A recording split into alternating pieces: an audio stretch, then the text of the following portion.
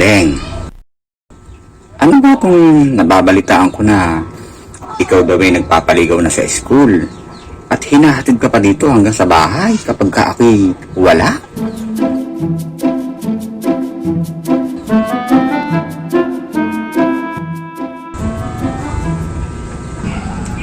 Kuya, totoo naman po yung sinasabi nyo.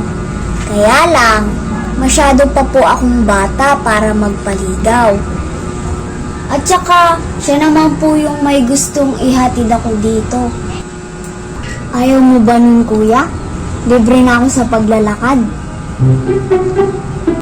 At saka, kuya, gusto ko pang makapagtapos sa pag-aaral para maipagawa ko man lang ang bahay natin.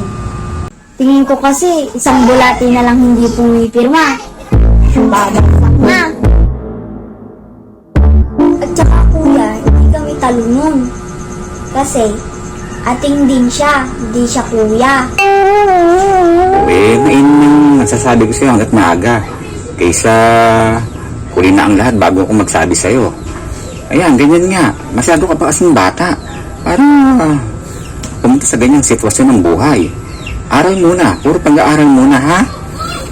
O sige, ako'y pupunta muna ako ng palengke at ako'y manindahan. Diyan ka na lang muna. Pupunta ka ng palengke? Sama mo naman ako. Magsasama. Maiwan ka lang dito. Hindi ka pwedeng sumama sa palengke at ikaw ka itong turo man turo. Wala akong pera ngayon. Hindi ko ito mapipigilan kapag ikay turo ka ng turo eh. Kuya naman, di na ako bata para magtuturo.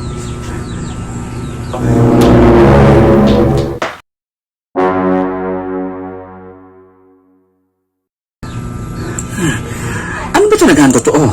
Kanina sabi mo sa akin, masyado ka pang bata para magpaligaw. Tapos ngayon sasabihin mo sa akin, hindi ka na bata? Naguguluhan ako sa iyo ah.